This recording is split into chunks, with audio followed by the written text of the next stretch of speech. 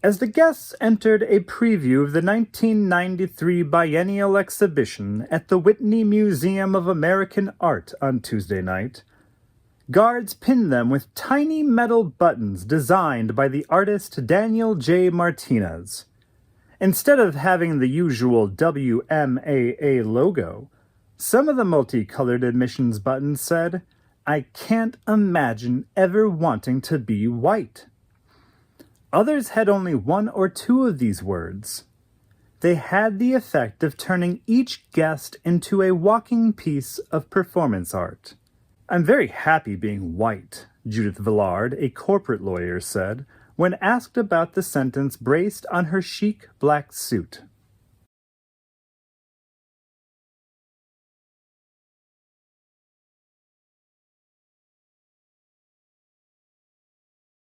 Forget multicultural or politically correct. This is the patronizing biennial, brought to you by the Therapeutic Museum. Sometimes the efforts at incisive cultural commentary are just laughable. Elsewhere, the aggressiveness of the condescension is rather more annoying. Repeatedly, the show stupefies in its apparently unwitting assertion that, "I'm okay, you're a mess."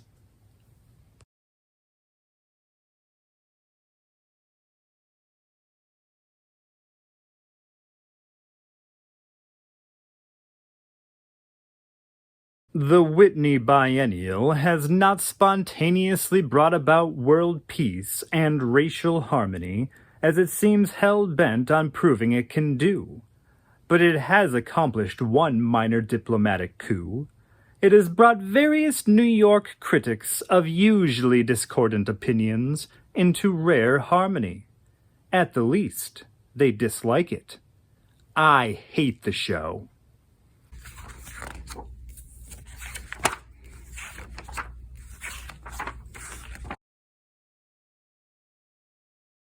I think the museum should be about quiet time, with interactive video and audio installations coming at you like so many freight trains.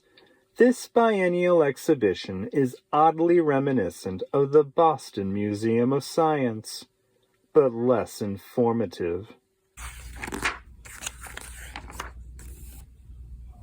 The verdict has come down that, as a white male dealing in artistic matters not always emphatically political, I'm actually part of the problem.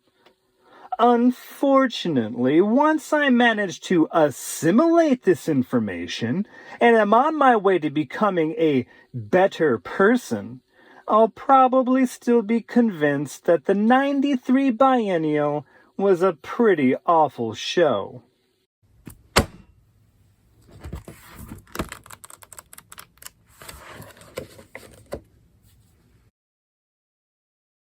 Comic relief? George Defendall. It would be a cliché, the cliched cherry on top of an already insipid sundae of clichés, to include work by Celia Merode in this show. But yes, among its 82 artists, the curator has invited Merode to show 2 pieces in the biennial. We can all breathe a sigh of relief, though, because it isn't anything from the figure drawing series. No, instead we have her films, which is very fitting for a biennial that wants to bludgeon you with anything that hurts the eyes. In the first film, Merode is dragged through various New York settings, Central Park, the Meatpacking District, etc., by a man in what I'm told is a George Bush mask spray-painted white with oversized eye holes, a la William Shatner's ghoulish face in Halloween. While Merode is being dragged, she flails. Comically? I'm not sure. As various shades of blood red are left streaked behind her. Ho-hum. The second film isn't atrocious. In fact, if it was in another show, it might even be sublime. Merode is seen doing nearly perfect cartwheels in flowing robes from the front door of one tower of the World Trade Center to the opposite tower. The colors of the robes vibrantly melt from purples to reds to oranges, and back again throughout this bit of acrobatics. I have no idea what it's supposed to signify in a biennial like this, but it did make me smile. Though I don't know if Merode even wanted me to smile. Judging by the rest of the show, I'd guess not.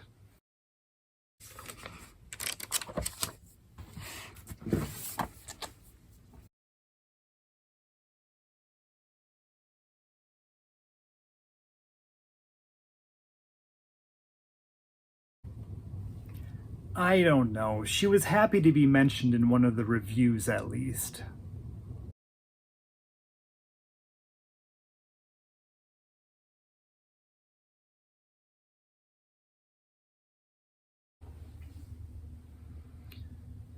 I don't want to say that it felt like an abandoned warehouse, no, but when Celia and I arrived at the Arsenale's Corderer, the cavernous hall felt desolate and forgotten. Our voices echoed off of the high wooden ceilings. Its tan brick walls and columns couldn't breathe beneath a shroud of chalky dust. Celia, however, did not mind the gloom, or did not notice it. She began pointing at nothing really, but she imagined how, in one spot or another, hundreds of years earlier, Venice's navy had made ship ropes and cables that were thicker than tree trunks, all of them stretching the length of the 1,000-foot-long building itself. Celia ran down the immense corridor, saying, "Imagine them!" And she grew small on the far, far end of the room. 500 years ago, she shouted. Italians making big-ass rope! She sprinted back toward me, obviously excited to show her art at the Venice Biennale for her first time, in 1993. It was my first time at the biennial as well, but no, not as the artist. I'd only assist her in installing her work. As the day went on and more artists arrived, our voices stopped echoing off of the walls, and the Corderer became something completely different, alive, for the Biennale special exhibition, Aperto 93. This secondary exhibition intended to show the world what was newer than new in the arts, where young artists were frantically taking us, and most importantly to Celia, it was where she was asked to present Beach Day. After a week, the Corderer was filled with television monitors that blinked fuzzy video installations. Graffiti art hung everywhere. Damien Hirst's halved cows solemnly stood in their formaldehyde aquariums. Janine Antoni set up several busts of herself made of chocolate. A Czech teenage girl couldn't restrain herself and promptly ate the noses. There was Yukinori Yanagi's The World Flag Ant Farm, where the ants slowly destroyed the world's flags. The ants began dying before the show even debuted. Andre Serrano showed photographs of corpses. Matthew Barney's 3 television screens played Drawing Restraint 7, where satyrs awkwardly chased their own tails or rode in and out of Manhattan in limousines. Celia and I watched Gabriel Orozco use half of his space for nothing more than an empty shoebox. Orozco's curator stood guard over the flimsy little cardboard for an entire day, fighting off a mob of angry artists who couldn't believe so much space was occupied by a little piece of cardboard. I thought that Charles Ray might slug him across the jaw. I loved Orozco's little shoebox, the statement it made in this gargantuan room that was just filled with gargantuan egos, but I must say, I wanted to slug the curator as well after trying to install Celia's film. Videos and films normally receive their own darkened space, a place to appreciate what unfolded on screen, away from the chaos that can be a biennial. But the curators of Aperto 93 wanted to open the entire floor, creating an archipelago of art. I didn't want to hear that word, archipelago, ever again after trying to present Celia's film out in the open. Initially, Celia had envisioned a grand piece for the Biennale's U.S. pavilion, a coveted space where a single artist is chosen to represent the country. She had submitted plans to fill an entire wall of the pavilion with a new film. But in between the projector and the screen, she'd erect 5 cubes of various sizes, and each of these white boxes held their own projectors. From the far end of the room, you could view the main projection displayed on the screen and the fronts of the cubes together.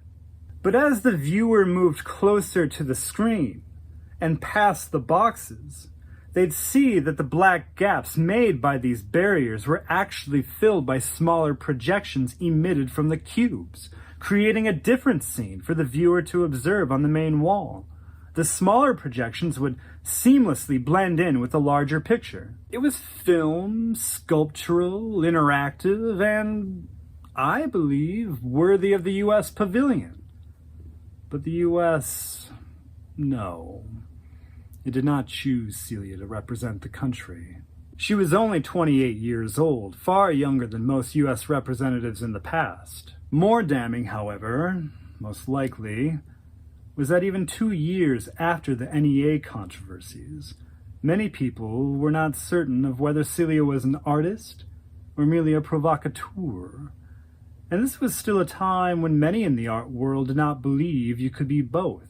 She was eager to be taken seriously, to leave these supposedly unholy insurrections behind. She had tried with her initial biennale proposal, but no, I don't believe the selection committee took her as seriously as she deserved. Still, Celia and I were happy that she was asked to scale down her original proposal for Aperto 93. That is, until we actually arrived to install it. She apparently hadn't scaled it down enough. At least there wasn't enough for Erkenbold Fuchs, whose installations were given placement next to her. We arrived first, and we were not told just how close Fuchs would be to us. There truly was no barrier in between us, and besides, we never assumed he'd use every centimeter lining our own space. And more.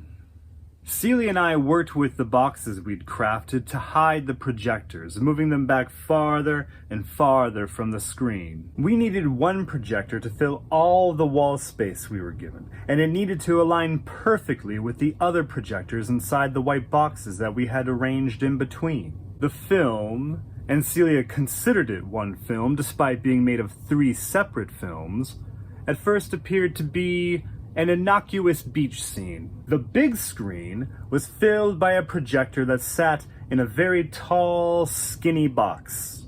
The other projectors were housed in floor-level boxes. If you watched the largest projection, it looked like nothing more than a beach scene on Long Island. Sometimes a woman would point at something, a child, a sandcastle, and other people on the beach would look too, maybe laugh. However, if a viewer walked behind the small boxes, they'd find what Celia had hidden all along. A couple copulating, a woman digging herself into a hole that continuously filled with tide water. But in order for this anamorphic illusion to work, we needed the space we had been granted. We noticed Erkenbold Fuchs piling sandbag upon sandbag on the perimeter of his space next to ours.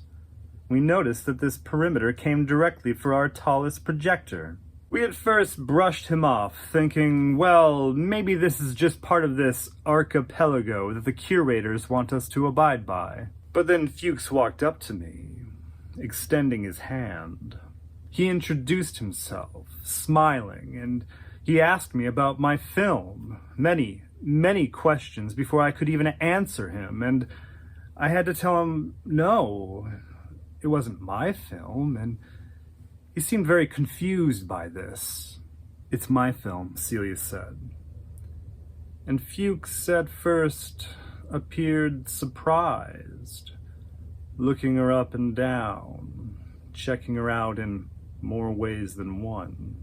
He said, sorry, perhaps realizing he made a faux pas, or at least feigning that he had. And then it was as if I'd never stood there in the first place. Something I needed to tolerate more and more over the years as her assistant. He asked Celia nicely, I believed, "I'm really sorry, but would you two mind moving the projector a couple feet forward? I assume you are using feet." We apologized as well, but said we could not. We'd pre-planned every bit of space back home in New York for the clearest, optimal experience for the viewer. He said, maybe you were using inches in the US and not centimeters, though we did not know if he was sarcastic. We said no, we've measured everything precisely. He said, maybe you can just use TVs and VCRs like everyone else here is doing. Again, we didn't know if he was joking or actually asking Celia to completely change her medium. No, Celia said, we're not using VCRs. And who are you again? She obviously knew who he was. She just wanted him to feel small and inconsequential. And this riled the man up, as if he'd never been talked to in such a way. He said he was going straight to the top to take this up with the biennale's director, Achille Bonito Oliva. Celia and I laughed to each other as Fuchs huffed away fuming, though it still made us nervous to see his sandbag while slowly encroaching upon our projector's box. When we finished our work, Fuchs still hadn't returned, though the sandbags remained, so we decided to take individual breaks, allowing one of us to keep guard until we knew more, if the director might really show. Then Celia's gallerist Patrick rushed in, telling her how she needed to attend a dinner with him and several other blue-chip gallery owners. They all needed to meet this woman who already caused such a stir across America, with barely a solo show to her name. Celia was desperate to join them, but only because she hadn't eaten all day. She couldn't afford to, time or money-wise. Patrick was very bad at giving her any sort of per diem, unlike how he was with many of his other artists we'd heard.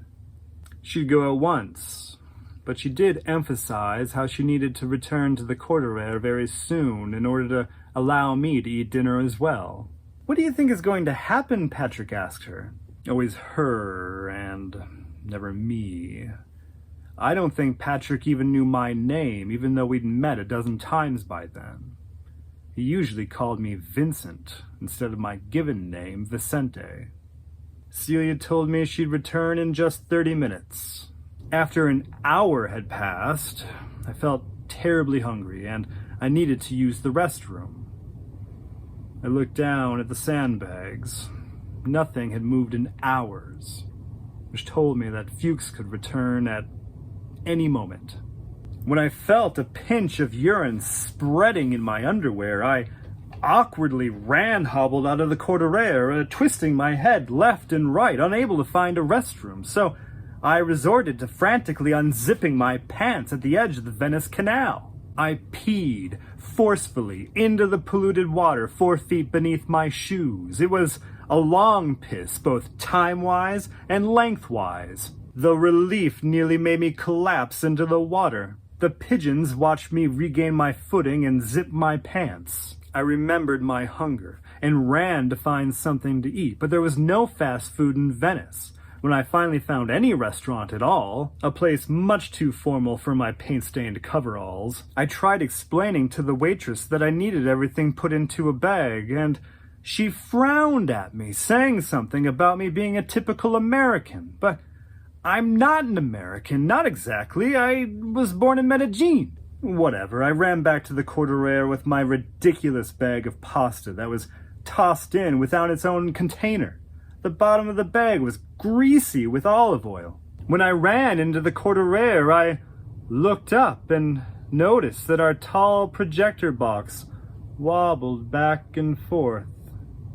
I didn't know how this could be. We'd designed it so that even if a viewer bumped into it, it almost certainly wouldn't fall down. And then I looked down and saw Erkenbold Fuchs slowly rocking the box back and forth, trying to shift it away from the path of his horrible wall. I sprinted toward him, yelling, "What the fuck are you doing?" Not knowing what to do, not thinking rationally at all, I smacked him over the head with my soggy bag of noodles. The pasta exploded all over his face, and he appeared stunned but unhurt, and then the box tipped over. First slowly, and then quickly. Right on top of me. I put up my hands as if catching an infant thrown from a second-floor fire. The projector box landed in my hands, but it awkwardly seesawed over my head as if I was the hinge. I slowed it down, but I couldn't stop it from crashing onto the floor behind me. The projector was screwed inside of the box, but it still made a terrible noise. I heard the film unspooling inside. I was left holding the box, unsure if I should move. Fuchs wiped noodles and olive oil off of his ugly face. Celia and Patrick walked in with their dinner companions. There was confusion from everyone, except Celia, who looked incredibly angry, somehow knowing exactly what had happened. The biennale's director did get involved. Erkenbold Fuchs was reprimanded, though that didn't mean much more than Fuchs being checked in on by some lowly assistant once or twice before the biennale's opening. Celia and I, on the other hand, worked for many hours trying to place everything where it belonged, doing yet more tests to assure ourselves that the film wasn't damaged. We slept in very late the next day. Celia came to my room at 2 p.m. saying she was already tired of the biennale.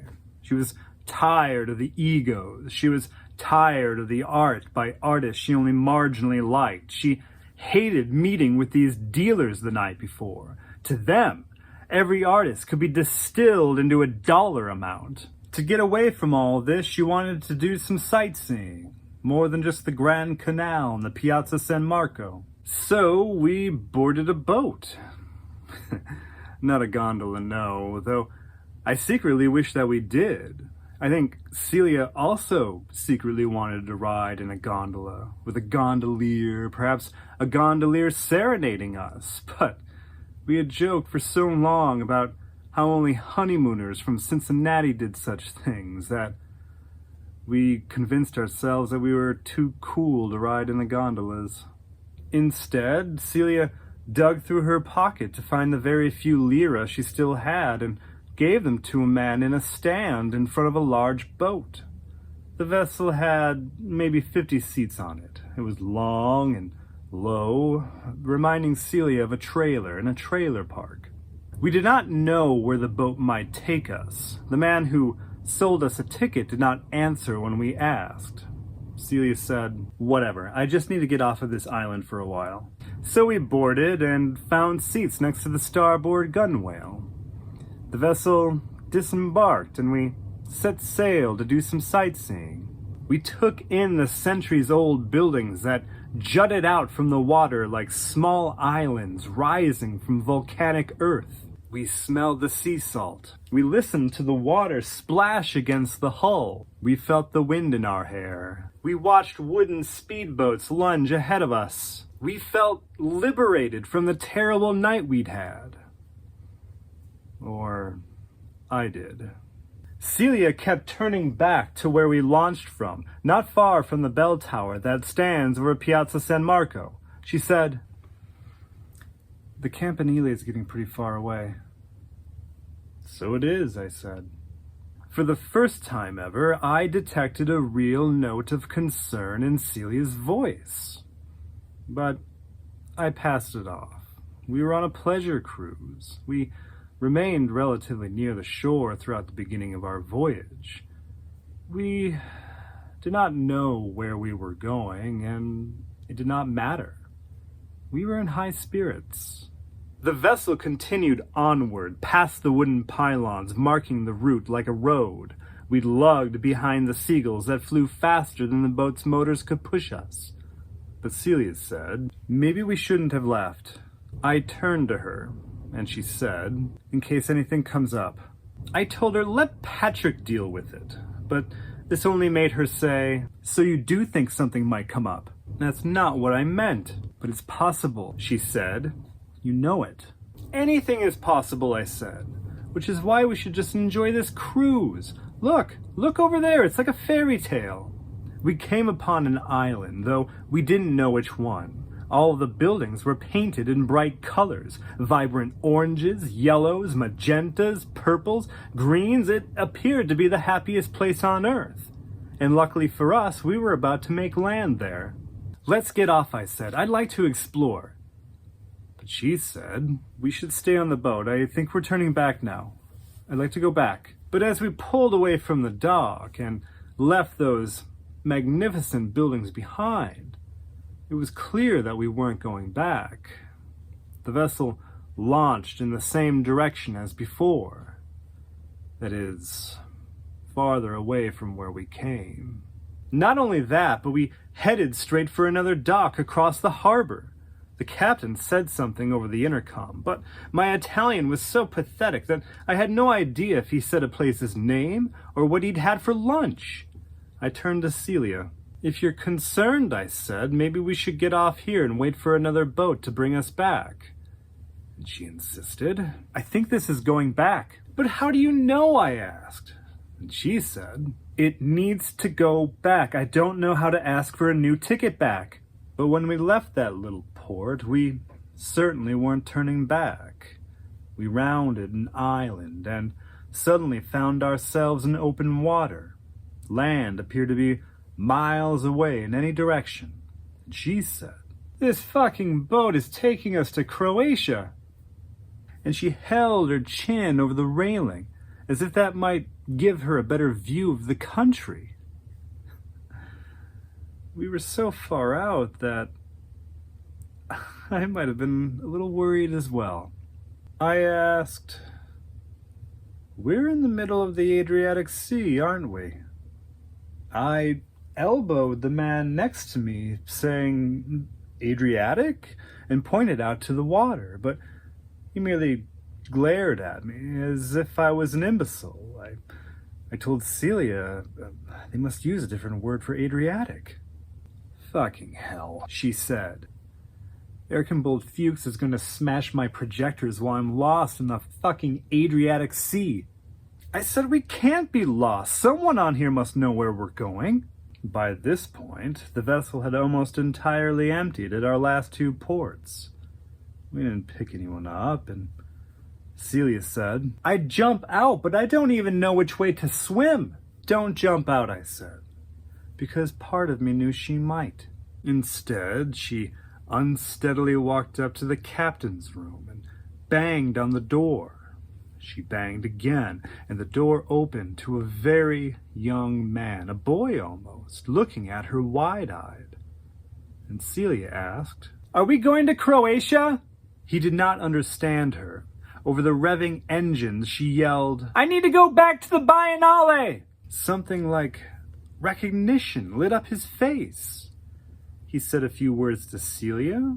She nodded as if she understood, and he shut the door. I asked, so what did he say? And she said, I have no idea. I couldn't hear anything over the engines, and it was all in Italian. I noticed that we heaved closer to land, though I had no idea which land. I truly expected it to be Croatia. But as we sped closer, it appeared to be filled with the same Italian architecture that we'd seen all day. We pulled up to another dock.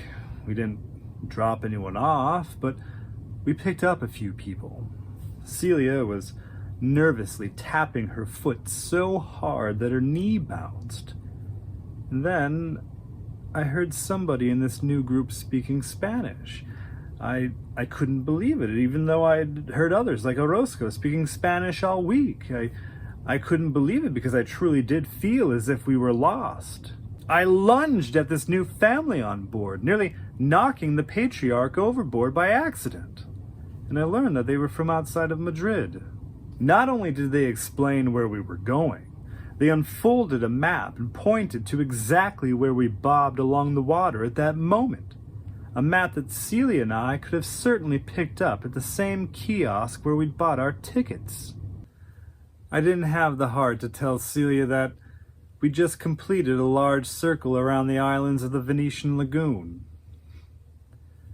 We never sailed more than a few miles away from the biennale, and we were then floating back on the same route that we'd taken, a very long route to and from Murano, which is within swimming distance of Venice itself. Celia probably could have jumped off the boat and swam back if she'd gone through with it. But what I told Celia, and what she's told many others over the years, is that she was lost in the Adriatic Sea, and we were most likely in Croatian waters, during the Bosnian War no less. Sometimes, when she tells it, the boat sinks. But always, always in every telling, she says I'm the one who saves her. Which, well, it surprises me how that still makes me smile.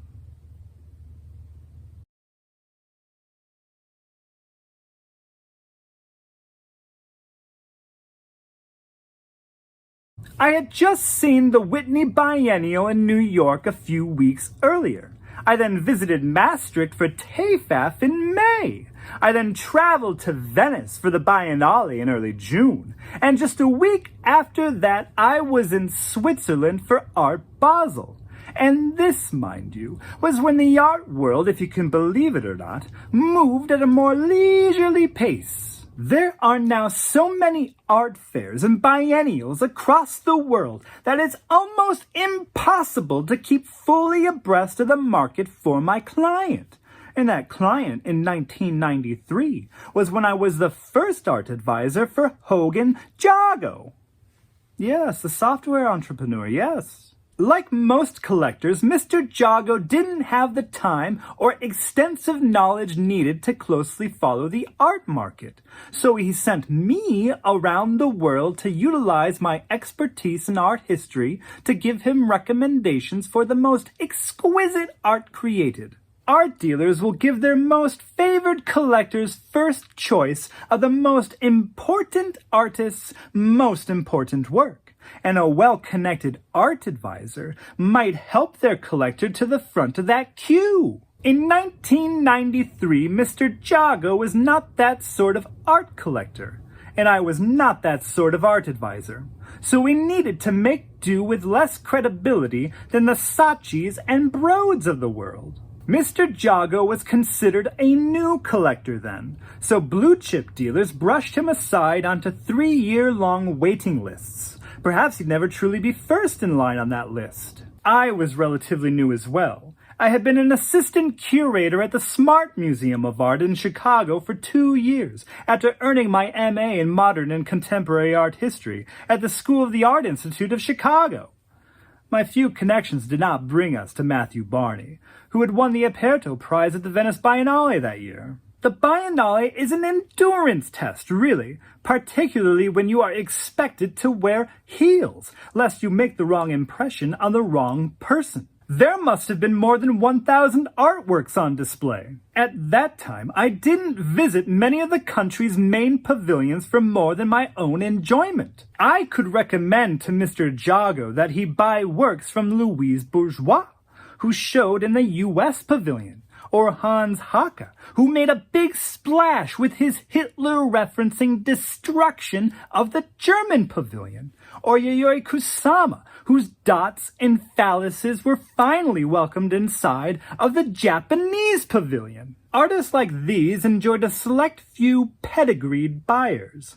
New money like Mr. Jago, however, need not apply. My job was made much more difficult, not necessarily because I didn't have the right connections, but because I actually had to be spectacular at my job. While some art advisors merely need to know what is already known, I actually needed expertise in gauging who'd be important in the future.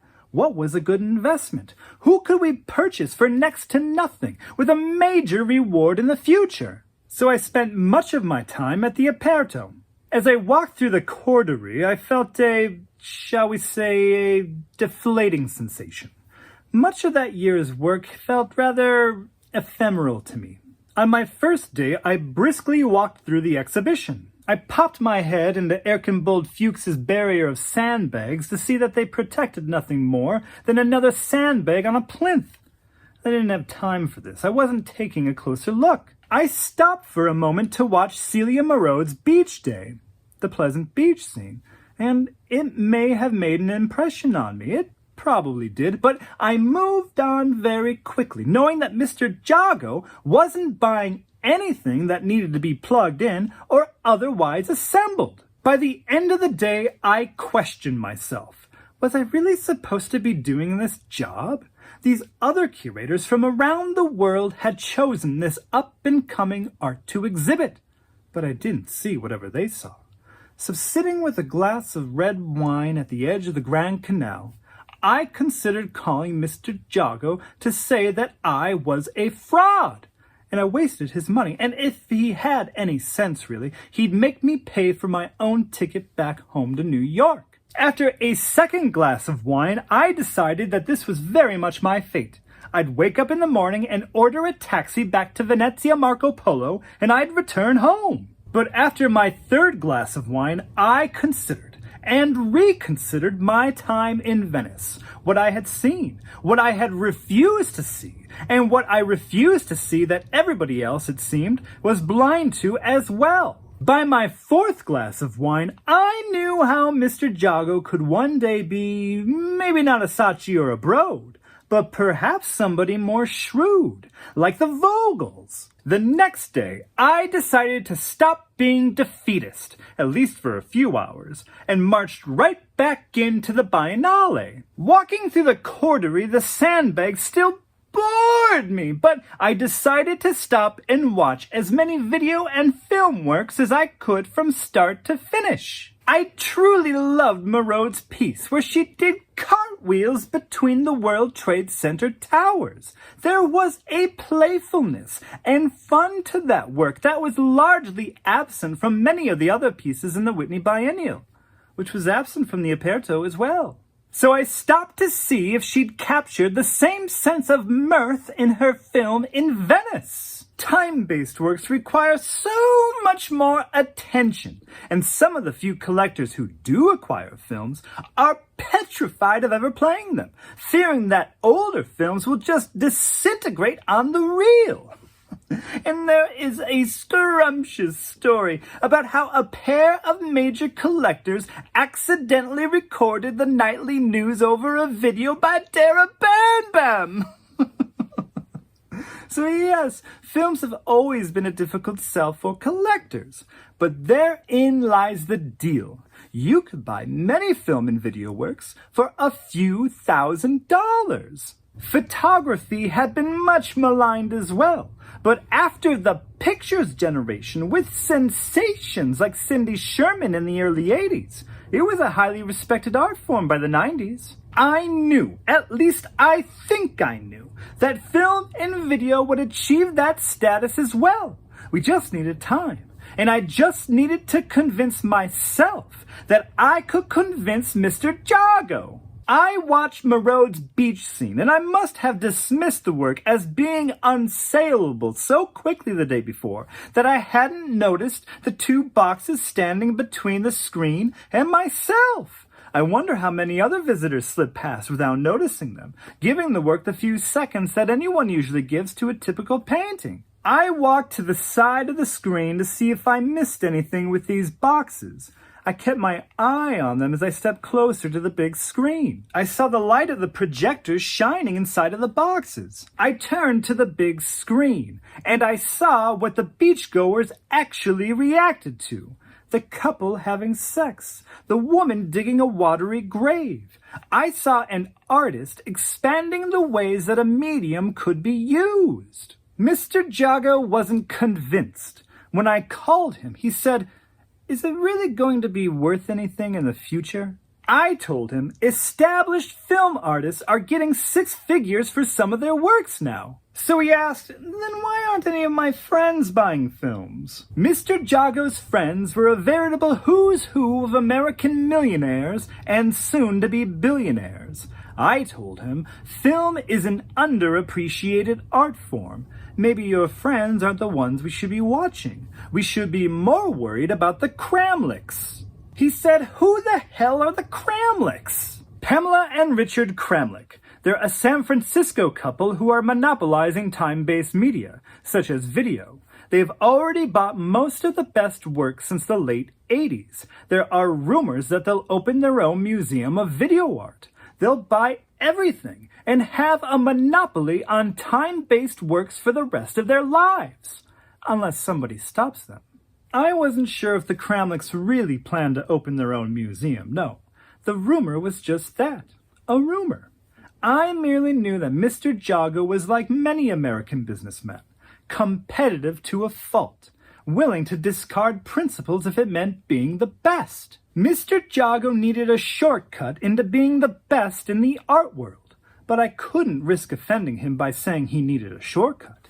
I only sold the grand outcome. If he began buying video pieces, he'd dominate this niche of the art world in a matter of years. Perhaps months, really. Not only that, I said. If we buy films by a brilliant young artist like Celia Merode, the art world will notice. From what I understand, she doesn't yet have a patron of your caliber. If you buy her films, her dealer Patrick Bowman will likely bump you up on the list for works by Eagleheart and other artists that you've waited on for years. No, I don't enjoy selling an artwork in such a way, but I knew it would make him ask, "This'll get me to Eagleheart?" Almost certainly. I was not certain. But, I went on, that's only a fringe benefit in this scenario because you'll be at the forefront of an important medium. It's like buying IBM stock in 1915. I knew nothing about software, but I thought that might pique his interest. And he said, you must really believe in this. I do. I did. I think. I especially believe in Celia Merode. I did. I think. So he said, I mean, your commission on a film that only costs a couple $1,000 will be spare change. Mr. Jago only thought in dollar signs. So I said, that's how much I believe in it. And I did. I think I did. Yes. He thought for a moment and said, well, talk to Patrick and buy up as many of these Merode things as you can. And when you go to Basel next week, buy all of the videos that will appreciate in a few years. He stopped. Then he said, by the way, if you see the Kramlichs while you're in Europe, tell them this. I waited for him to continue.